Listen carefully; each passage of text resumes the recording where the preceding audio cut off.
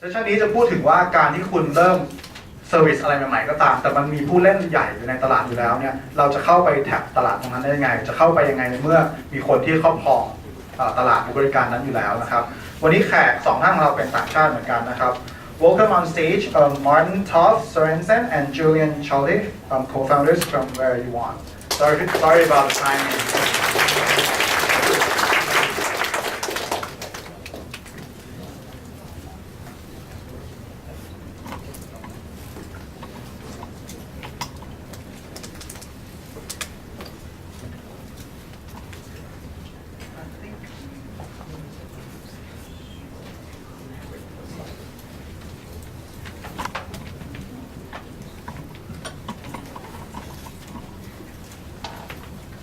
Anyway, great to see so many of you here today, and big thanks to Kun Mimi and Kun Jack. We are very happy to be invited.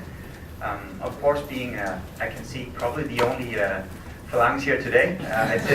It's great to see so many of you anyway, and especially because for us being foreigners working in a Thai market where basically when we came here, both of us, we didn't have that much experience, especially working here. I mean, the conditions are so much different than Europe, so there was a lot to catch up on there, and that's something that has taken a lot of time for us as two young entrepreneurs, of course with experience from the European market, but this is a very time-consuming process, and this is something that where you have to adapt a lot. And talking about startups, to adapt to new environments and to adapt to new cultures is something that in our case has been a big challenge, but also something that is encouraging us on a daily basis because we can see we are moving on, we're making progress all the time.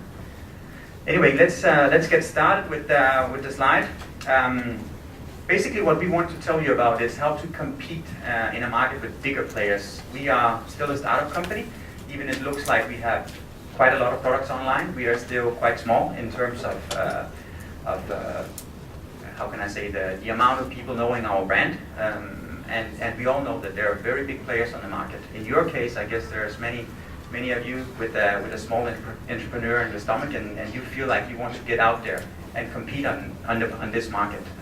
Maybe you're scared. Maybe you're scared because you see a lot of big players. Those big players, they have a lot more funds than you. They have a lot more connections than you. The only thing I can say to that is you got to try your concept. You got to try it off, and that's basically what we did. So here's our history, basically, and here's also our 9 advices on how to maneuver in a market with a large player or with many large players. About us first. Our story comes here. Basically, the whole idea generation started in May 2011, so it's almost 2 years ago. Julian and I, we were talking about how to launch a project like this. We were taking notes from especially the European market, as I'm from Denmark and Julian from France.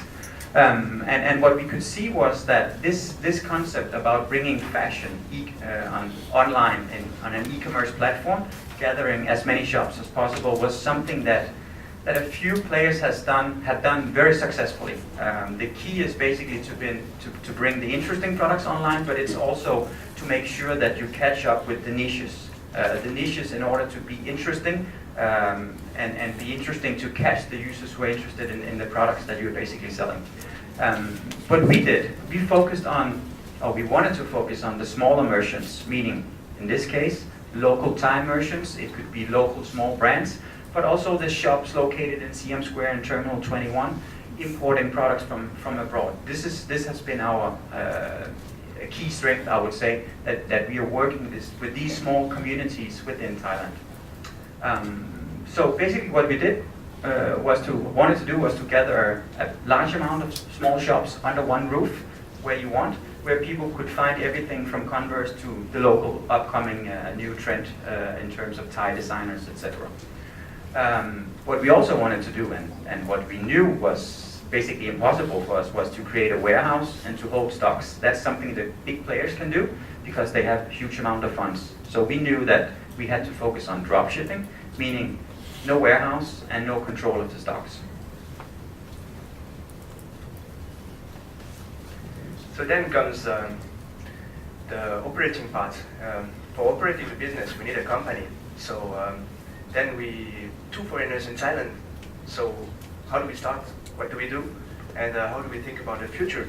Because as you probably know, two foreigners cannot have normally more than 49% of the shares of the company.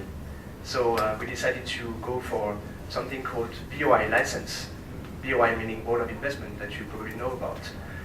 So we decided to go for that option, which could bring us, first of all, the ownership of the company, and second, maybe some better potential for attracting investors in the future, because we knew that sooner or later we would need it.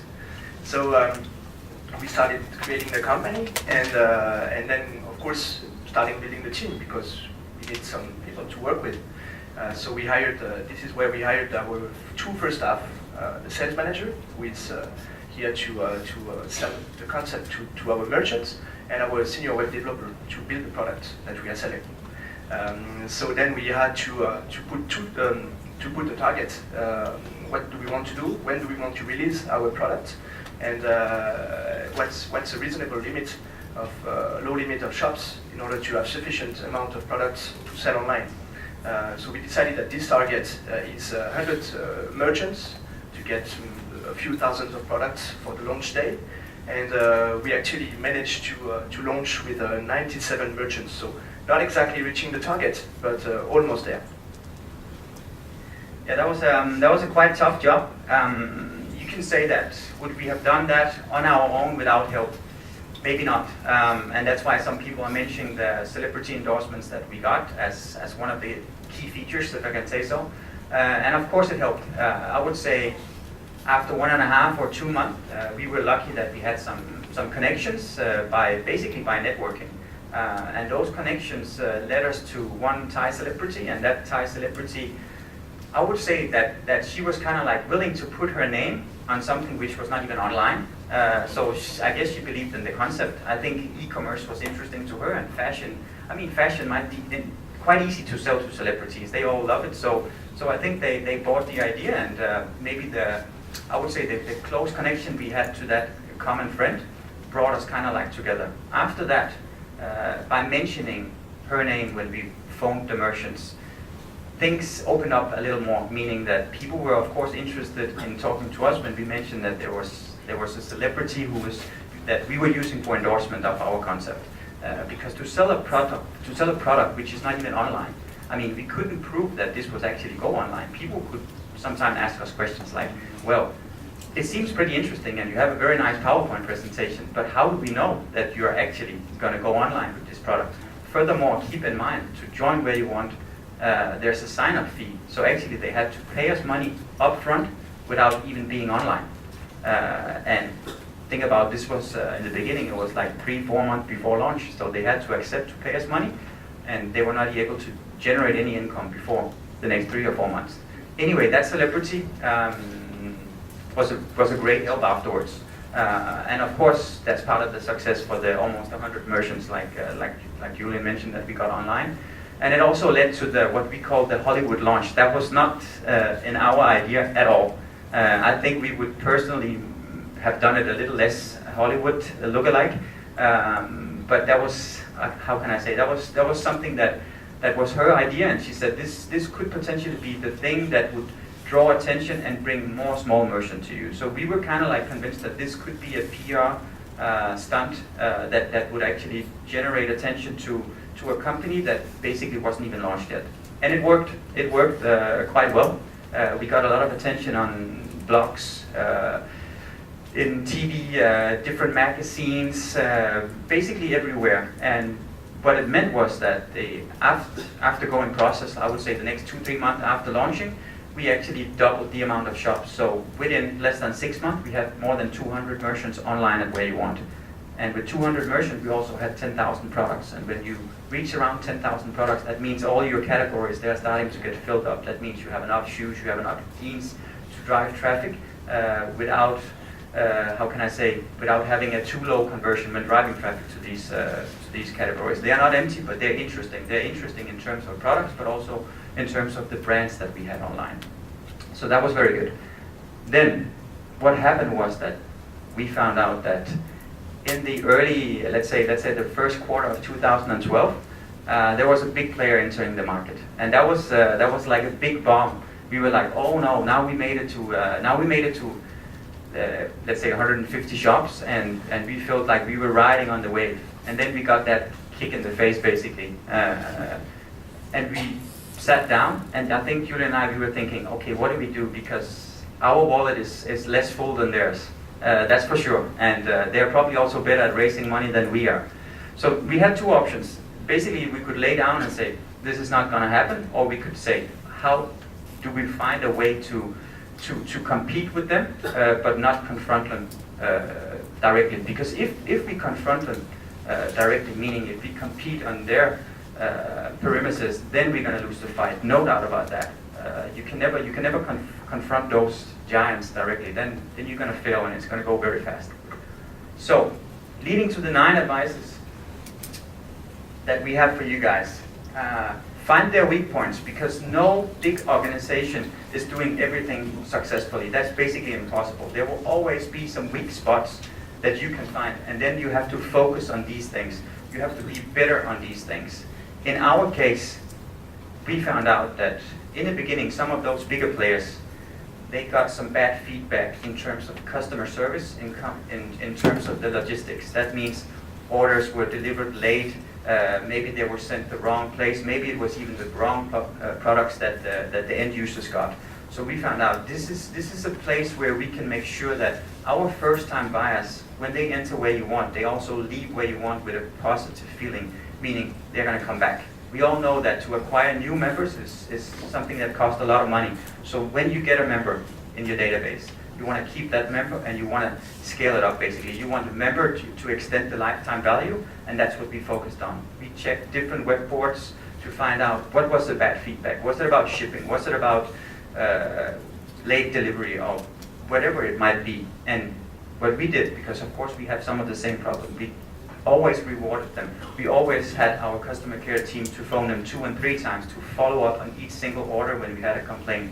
So what actually happened was, whenever we had a complaint, we turned it into something positive, because it's better to give too much away than to give too little away. So if we basically found out there's a limit. If someone receives the shirt or the dress too late, if you give them 100 baht, they might feel that's not enough. But if you give them enough, I mean a gift voucher which is big enough, you reach a level where they will almost be happy that the product was delayed. And that's what we found out. And basically we limited our amount of bad feedbacks. Of course, they're bigger than us. And when they're bigger, more traffic, more orders, and that means more bad feedbacks. But proportionally, we still have less.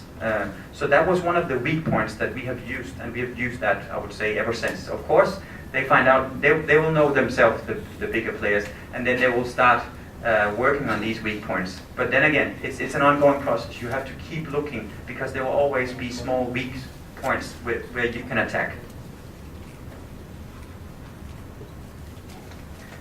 Another interesting thing for the big players is that they have, as every huge organization, they have a vertical organization, meaning that every decision making takes time, from the bottom to the top, and then back.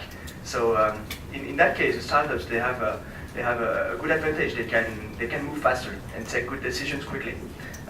So what we can do for competing is that we can move faster on the ideas that we feel are good, and try them out, that the big organizations cannot do as fast as us. I can mention an example. For example, when our big competitor came, they didn't know about the structure of the payment, online payment in Thailand. So basically they didn't know. They proposed only credit card and PayPal, for example, which is not really accurate, because the market is not exactly knowing PayPal well, as much as in Europe. So we had an advantage with that. We proposed a much broader choice of payments, and that helped us to at least out-innovate, as said in the slide, our big competitor.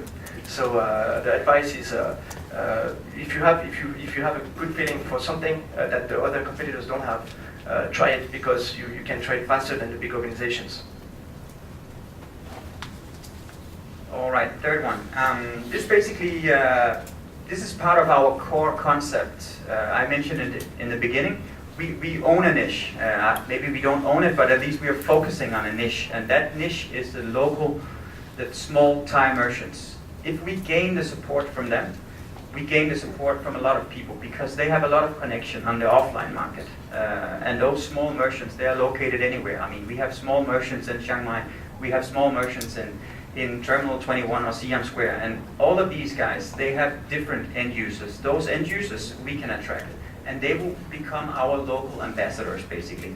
That means they're selling their products online with WearYouWant. And by working with them, we know that when someone leaves the shop and if they're going to recommend a place to go shopping online, it will be WearYouWant because they know we are generating income for them. So basically they became our, how can I say, yeah, our local ambassadors. And by owning this niche, we had an advantage. We have an advantage that the big players might not have. Some of the big players, especially in e-commerce and in fashion, what they do is they have their own warehouse and they have their own ways of controlling the logistics. Basically, they want to control the whole chain. When controlling the whole chain, of course, you minimize the risks because it's your own staff, it's your own team, and you structure everything. So you know that everything runs smooth, of course, if you know how to manage to do everything. Whereas in our case, we are basically outsourcing that to the shops and the merchants that we work with. They're doing the logistics themselves, they're shipping, and we have to trust on that. But in return, what we get from them is local ambassadors that helps us, and we have a niche, which is something unique for WearYouWant, and which is something that the bigger players do not have access to.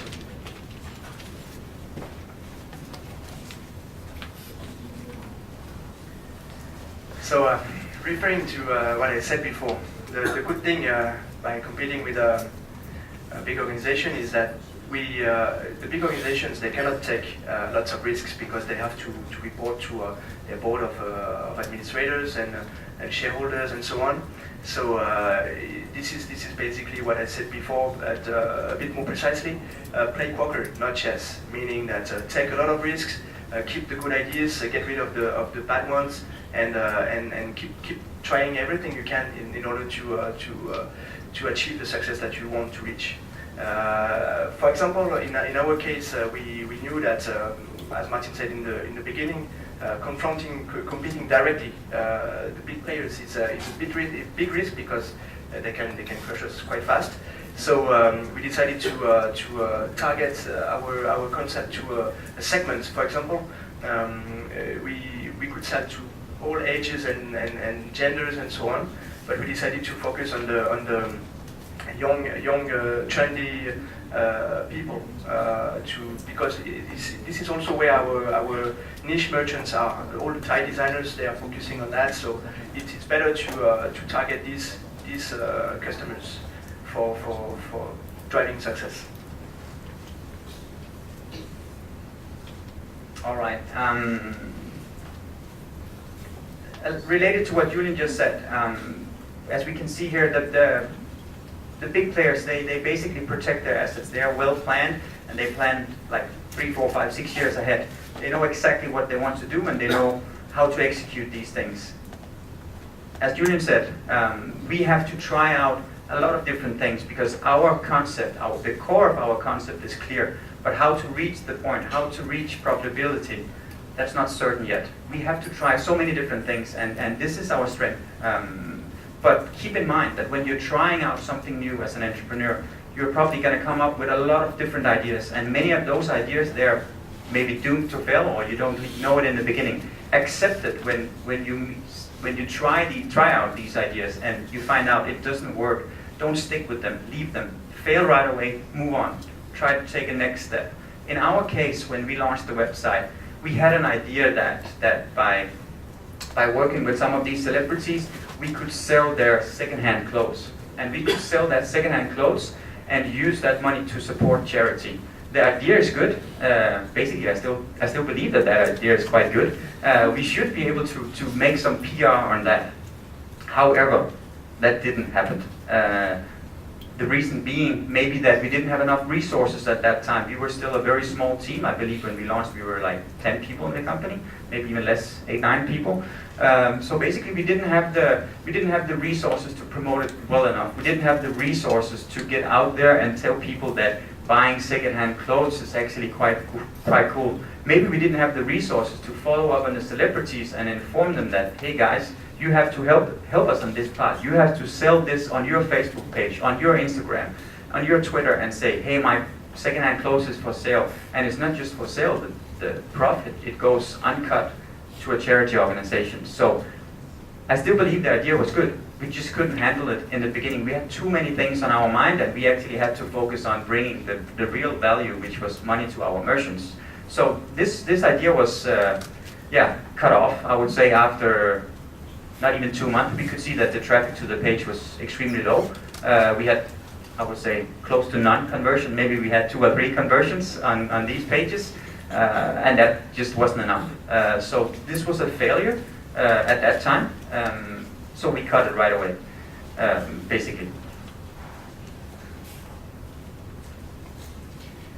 Another interesting thing by having a big competitor on the market is that actually we can learn from them, because they have big resources. They have they know already. They have normally quite a bit of experience of the market. I mean, not the market, but the products that they are selling.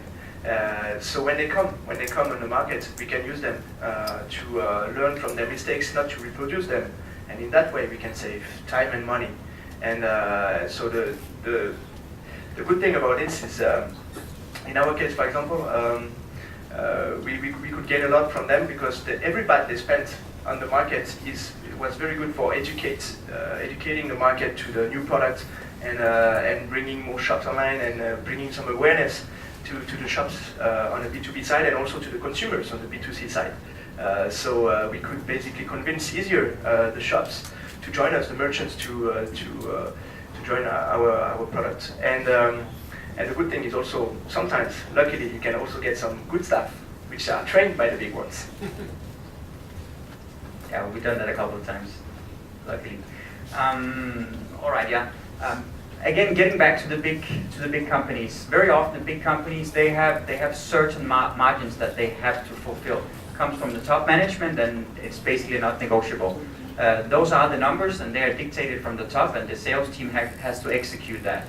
In our case, we know that some brands just attract more traffic than others, and we need to get them online. We need to get those brands online, because if we do not have them, we don't have the traffic, and we're not basically not able to scale up our concept. So what we did was, we knew that we had to bring, when I say big brands, of course it's international brands. It could be Onitsuka Tiger, Nike, Levi's, and so on. To get those, because they are pretty hard to negotiate with, especially when you're a startup company and you basically have, let's say, close to nothing in the first 3, 4, 5 months. We accepted a very low margin. Basically, we almost sold their products, and we didn't make any profit at all. But what we knew was that when you have these brands in your warehouse or on your site, you're driving traffic. And that traffic, they are not only interested in buying those products, we attract them by that. It's basically the candy in the shop. But when people leave the shop, they also bring the milk and the bread. So that was the same in our case. We brought them in by having the good brands, but when they left, they put another pair of jeans in the pocket, or they put another pair of shoes in the basket. And that way we raised the basket size, and we managed to drive traffic basically by just having them online. Then slowly, when we increase the amount of orders, then we are capable of course, negotiating better margins. And that's the step where we are now. That's of course a little bit difficult when you once have accepted a lower market, but that's part of the sales team, and that's something we're working on now. About your product, as said before, it's very good to try new things and to try different directions and moves, but you must not get distracted from your main product. That's very important. You can try new things on an external point of view, like marketing things and so on, but just remember what's your target, what you want to reach, and don't get too much distracted from that, because you might have some failures if you do so. In our case, for example, we back to the charity product, we noticed that we were taking a wrong direction, and if we continued that way, we would get distracted from our main product, sorry, which is to sell our merchants' products and not celebrities' ones. So by going to that direction, we might have disappointed our shops by not supporting them enough, and we would just go to the wrong way. So instead, we prefer to capitalize on what we have, meaning selling our merchant products, working on our conversion rate, optimizing the payment solutions to please all of the customers who want to buy. So this is basically the one of the strong advice. Like don't change the core of your product too much. Keep the long run target in your mind all the time. All right, guys. The last one, and this one is quite interesting because we almost failed on this one. Maybe basically we were so focused on our competitor at the time when the bigger ones they entered the market. What happened was we got some feedback from some merchants saying, "Oh, these guys they're offering a warehouse, they're offering to ship our products, and for some reason I don't know. I think it's natural in all human. We prefer to be lazy. So if someone will take care of everything for us, we just like that concept." And that means when our sales team went out there and they were talking to the local shops and merchants, and they said, "Oh, this agent, they will do everything for us. They will hold our stock, they will ship it and everything." Then we were thinking, "Whoa, we have a problem here with our drop shipping idea. We have to change. We have to find a warehouse. We have to start stocking the products. We have to start taking care of the whole chain."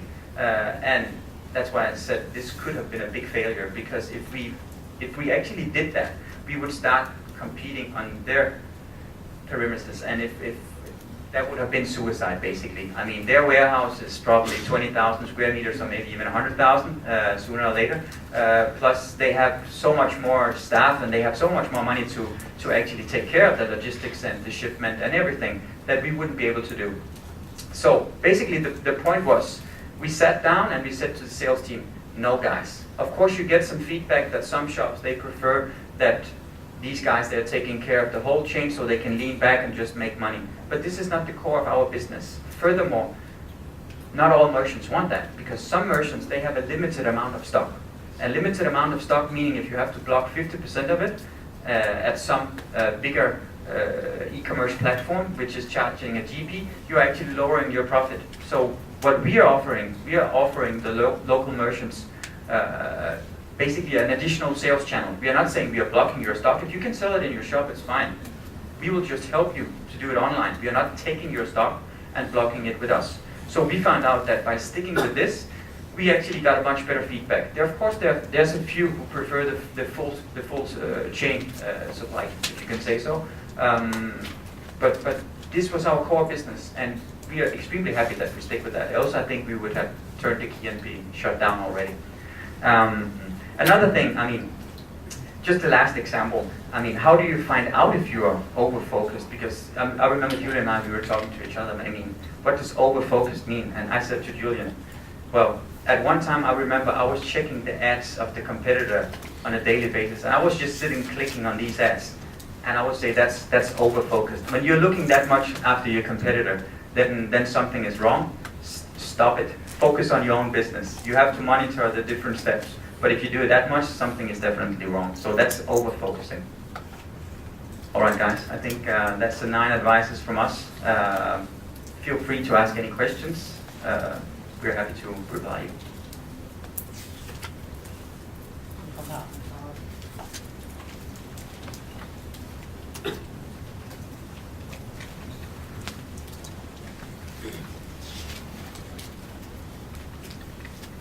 I have seen that you have made many contracts with the merchant, and I wonder that how can you manage to make it, since they have, I see in your side you have refund policy, and you have the strict policy in sending period, and merchant have to change their way in selling. So that how can you manage to get this many merchants to make contract with you? Well, I think to answer the first question first, we have a 7 days return warranty. I think that's what you referred to, and that was that was actually quite easy to sell, because on any website nowadays, if you check any of our competitors, it's 7 days. Some even have up to 30 days. So I think we are quite large on that one. It's generally accepted that 7 days is all right. It's not too long. The few merchants which has been saying that, well, guys, we don't want to do that. When we sell something, we consider it as sold, and we're not going to refund. Then I think we have turned out maybe 5 shops at maximum. Else they accept it. They basically accept it.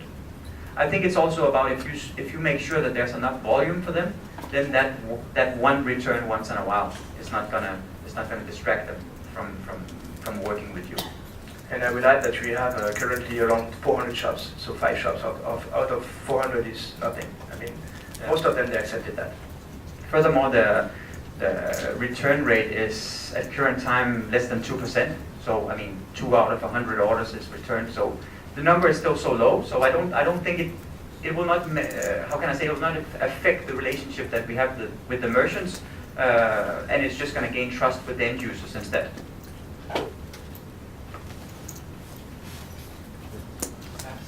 Yeah. How much market research did you do before going on with this plan? Actually, we checked.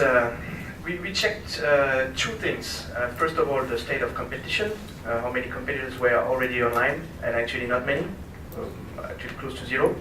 And we used a tool which doesn't exist anymore, unfortunately, which is called Google Ad Planner. I mean, it still exists, but it doesn't show the traffic numbers anymore.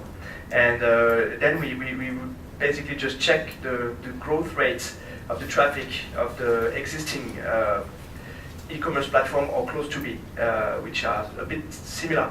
Like I can mention some of them, like Sanook or Talat or We Love Shopping or things like that, which already existed 2 years ago or 3 years ago. And we could see that the traffic was really growing significantly, some growth that we don't have in Europe for more than 10 years. So it's something which really showed us that it's the right time to do it, and maybe 2 years later we will miss the train. So better to catch it now and start the business at that time.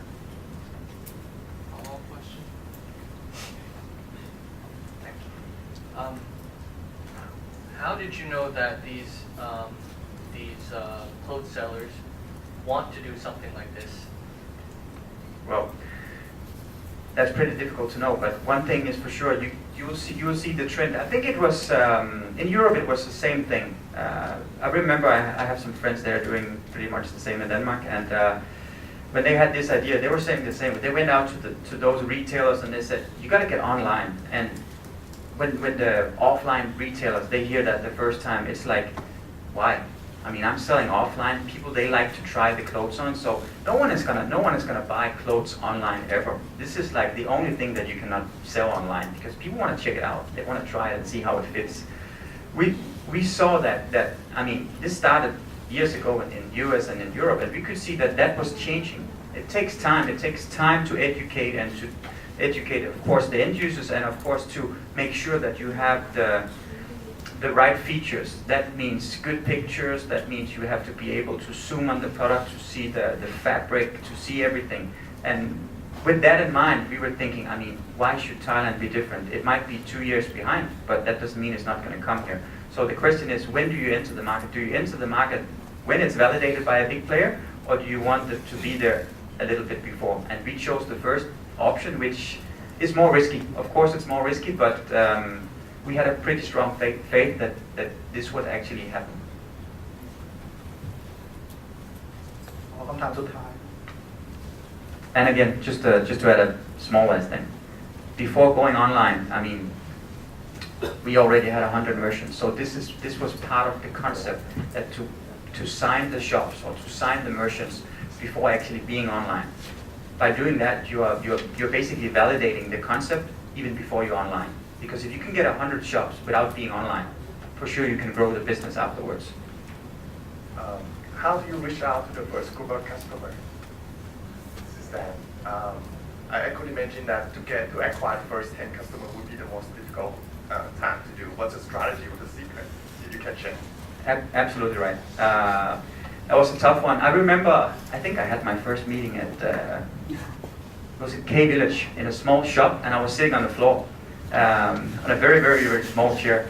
and the owner was very nice, and we presented the idea. And at that time, I think that was my first meeting with a small local store here in Thailand, and she was very nice, and she liked the presentation very much, and her feedback. I mean, Thai people are extremely polite in general, so her feedback was, "This is very nice. I love the idea. For sure, I will join." And I'm European. I'm Danish, and we are used to, well, if you like things, then put a signature on this paper, please. So I took up the contract. She looked at it and she said, "Sure, I will sign next week. I just have to talk to my mom or my sister. I forgot, one of these." Basically what happened was that I think that day, I believe I've signed 5 contracts. I mean, I thought I signed 5 contracts because she said, or they said they would join. So the first day was the best day ever. We signed, 5 meetings, 5 contracts signed. I thought so. Next week, we still had 0. And they stopped picking up the phone. So that's when we started to realize, okay, this is basically not the way it works. So follow-up meetings, keep pushing. Basically, I think I've never phoned the same guy or girl, merchant, that many times. Show up at the shop, just go there. I mean, literally kick in the door. Not aggressively, in a nice way. Buy a cup of coffee at Starbucks, bringing it in there. Show yourself and say, "Hey, good to see you again. Do you want a cup of coffee? Let's talk about the business. I'm sure you haven't forgotten me, so let's continue the conversation." So we scaled up in terms of the phone calls, but we were a little less aggressive by showing the contract right away. So a little more coffee and a little more conversations before showing the contract, and basically that was how we did it. I think the first contract, first signature, was 4 or 5 days after that. It was quite fast. I mean, in order to get 197 in 3.5 months, you have to be quite fast actually. So I think by keep believing in yourself, having a good presentation, and then just a big smile, like we basically wrote on the PowerPoint, that big smile helped a lot. I mean, if you are positive and if you are a young entrepreneur and they can feel, this guy, he really believes in this concept, you can almost convince them by doing that. I mean, they couldn't even see the website, so how could they believe in us? How could they believe that we could sell their products? We had a PowerPoint, we had no traffic to show them, we had no history, so it was just us, basically. It was even more difficult to convince them because it's so different in Europe. Like Martin said, it's more straightforward. Like if they sign the contract, they sign it right away. So we had to adapt and take it on us and move on like that.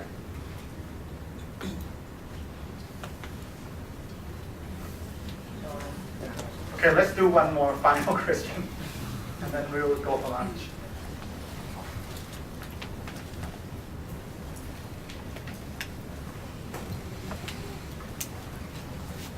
How do you make a retail shop renew the contract with you when the retail shop want to go online by themselves, such as Facebook or Twitter or eBay?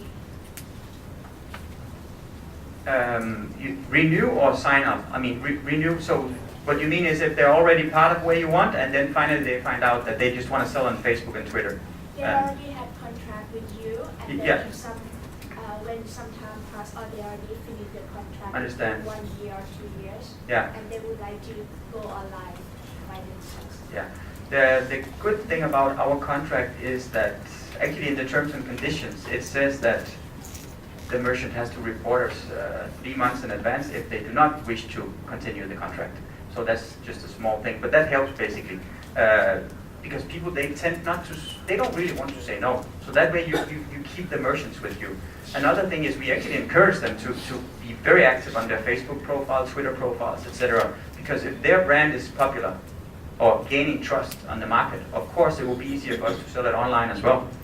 Getting back to the point I mentioned before with the famous brand that we wanted to get online in order to drive traffic, it's the same with the small local Thai brands. If they manage to get a lot of followers on Facebook, and some of them they really do, I mean they have hundreds of thousands of fans on Facebook, it's easier to sell those brands online because they already have a customer base, and yeah, maybe we provide something that they don't have on their Facebook page. For example, more payment options, etc. So what we do is we encourage them to stick with with the social media, promote their brand, sell the brand if they want. Again, we are not here to limit them. We are here to offer an additional sales channel. And I think they understand that. That's the key concept. We are here to help. We are not here to stop their sales. We are here to bring more, basically. Okay, thank you very much. Thank you very much. Thank you very much.